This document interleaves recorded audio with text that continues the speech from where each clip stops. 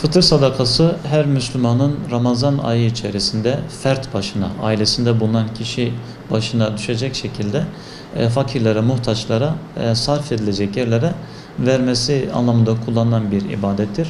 Ramazan ayının en önemli özelliklerinden bir tanesi oruçla kişinin kendi nefsini, bedenini tezkiye etmesidir. Fıtır sadakasıyla da malını temizlemesi, fakirlerin halinden anlamasıdır. Çünkü oruç tutan kişi aç kalmak suretiyle fakirlerin halinden de anlamış oluyor ve bunu da fıtır sadakasıyla taçlandırmış oluyor. Fıtır sadakası özellikle bayram namazından öncesine kadar her Müslümanın vermesi gerekiyor. Aksi takdirde vakti geçtikten sonra verilen sadaka yerine geçer, fıtır sadakası olmaktan çıkar ama. Fitre, Kur'an-ı Kerim'de zikredildiği gibi muhtaçlara, fakirlere, yetimlere, kimsesizlere verilmesi önceliklidir. Öncelikle bunlara vermek gerekiyor. Yetimlerin gözetilmesi gerekiyor. Bunlara verildiği takdirde inşallah fıtır sadakası yerine gelmiş olmaktadır. Öncelikli olarak kişinin kendi ailesinde, akrabaları içerisinde yetimi, fakiri varsa önce onları gözetmesi elzemdir. Daha sonra gelecek olan komşulardır, daha sonra uzak komşudur ve diğer komşular şeklinde sıralamamız mümkündür. Fitre fıtrattan gelmektedir. Baş sadakası anlamına gelir. Aile içerisinde aile efradı sayısınca maldan çıkarılıp fakirlere, ilgili yerlere verilmesi için kullanılan bir tabirdir.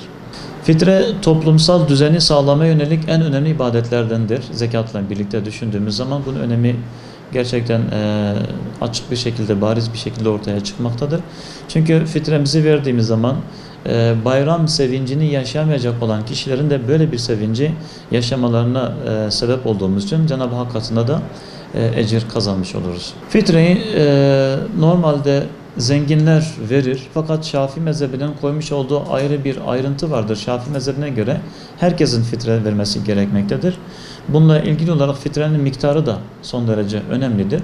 Şafii mezhebinde biliyoruz ki buğday cinsinden fitrenin verilmesi şu anda toplumda daha yaygın bir şekildedir. Fakat Şafii mezhebinde herkesin fitre vermesi gerçeğini ya da Şafii'nin bu şekildeki fetvasını göz önünde bulundurduğumuzda durumu uygun olmayanlar buğday cinsinden verebilirler. 2,5 kilo buğday miktarınca başkalarına, fakirlere ya da diğer kendi komşularına, yakınlarına fitre verebilirler. Ama hali vakti yerinde olan insanların bu şekilde yetinmeleri doğru değildir. Çünkü İmam-ı Şafii döneminde buğday, hurma ve keş peyniri üçü aynı fiyata tekabül edecek şekilde piyasada tedavülde olan yiyeceklerdi. Özellikle bugün sadece buğday veririm hali vakti yerinde olduğu halde buğday vermem yeterlidir diyen kardeşlerimize mesajımız bu şekilde olsun. Eğer verebiliyorsanız o zaman hurmadan verin veya peynir olarak verin. Çünkü bunların fiyatı da ortalama olarak düşündüğümüz zaman 10-15 hatta 20 yerine göre, cinsine göre 30 liradan aşağı olmamaktadır. Öyleyse durum bu tür fetvalar zamana göre, mekana göre tagayyür edebilmekte, değişiklik arz edebilmektedir. İmam-ı Şafii döneminde buğday çok değerliydi fakat günümüzde fiyat itibariyle düşmüş, maksadı karşılayacak durumda değildir. Özellikle fitrenin miktarı Diyanet İşleri Başkanlığı'nın belirlemiş olduğu şekil 10 liradır. O da asgaridir. Sadaka Kur'an-ı Kerim'de kullanılan bir ifadedir. Fakat sadakanın içerisinde zekat, fıtır sadakası ve diğer infak cinsinden olan bütün sadakalar da bunun içerisine girmektedir. Ama daha sonra sadaka ve zekat birbirinden ayrıştırılmış. Zekat özel bir terimin adı olmuştur.